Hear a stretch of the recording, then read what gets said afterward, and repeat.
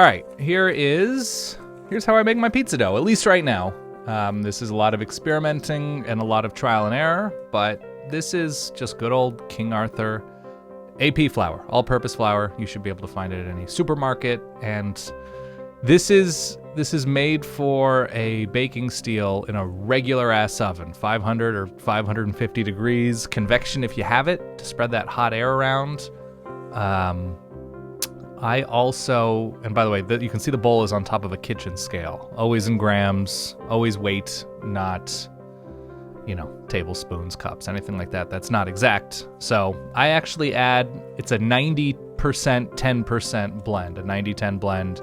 This is a little bit of organic bread flour, totally optional, but adds a really nice taste, even in a limited quantity. This bread flour specifically will suck up a lot of water, so I don't use that much of it. I don't want to overwhelm, but a nice touch of it is, it goes a long way. So it's a 90-10 mix, high hydration. This is my yeast. I'm actually, I'm a hypocrite because I say 1/3 of a teaspoon of active dry yeast, mix that with the flour, and then in goes the cool water.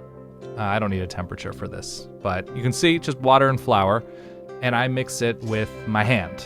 And just keep mixing, keep trying to gather that flour with your watery mass.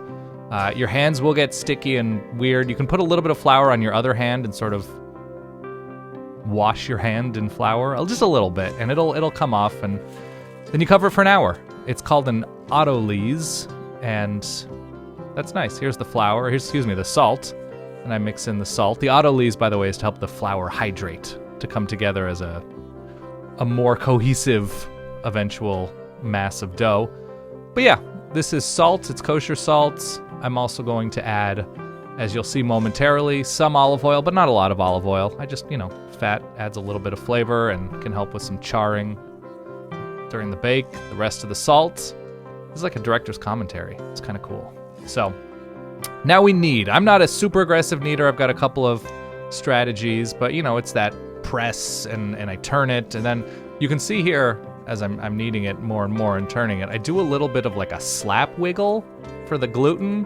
That helps things. I've looked up a bunch of different methods, and I'm in the business of strong gluten, so you keep stretching it and it keeps strengthening the gluten. And this is not, gluten comes from proteins, and it's not a high protein flour. A lot of pizzerias use high protein flour, and this is from Dan Richer's book that I actually started using more AP flour, because I still want a tender, I don't want to struggle with the chew, so I want a tender dough and crust, but just strong gluten, so it's a strong launch, or a strong, circle, I don't know, when you open up the dough. So we let it rest for 30 more minutes after kneading, and you can see it's growing because yeast loves room temperature and warm air, and eats away at the starches in the flour and farts out gas and grows. And so this is what I call, or everybody calls, a stretch and fold. This is again for gluten. So quarter turns, and we just bring up a quarter of the dough and then fold it onto the top. And strong gluten means strong dough and crust, but gluten traps gas. So we want an airy, crispy pizza, and having strong gluten to trap that gas in makes it airy on the bake. I know, wild. So I ball this up into a big mass because I like a big uniform thing. This is sort of like a half slap, if you can see. I'm holding it at half, and I slap each side, and it comes together in the bowl. I wish I showed you this better, but you can look it up further if you want. But this is optional. But slapping, surface tension, I like to get it real tight. I don't want air pockets inside.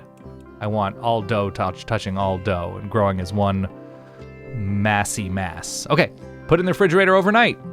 Let it really come together, grow more gluten, get more gas in there. This is early in the morning, by the way. You see those bubbles? Woo, getting gassy. So weigh it. This should be at about 700 grams total. So about 350 grams for your individual dough balls. So this makes 2 pies. Tight balls.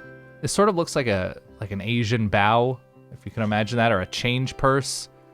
I want it real tight surface tension without, you don't want to blow up a lot of bubbles. You don't want to destroy your bubbles. You still want an airy an airy dough ball. But pinch it off. That's a funny phrase. Pinch it off, though, and seal it up. And make sure, you'll see as I turn this over, that I don't want the air pockets. So I'm not crushing it down, but I want it all in one cohesive thing. I don't want caverns and caves in there. I want a mess.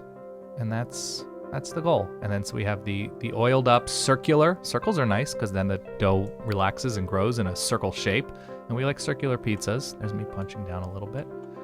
And yeah, we'll keep it slick so it's easy to get out when it's time to bake. And yeah, that's me zhuzhing. Those are my dirty hands. And here comes the cap. And then into the fridge it goes. For another 24 hours, 48 hours would be great. I would max out at about 72 hours after you first start the dough making process. That's really, you'll get a good tang. And we love good tang.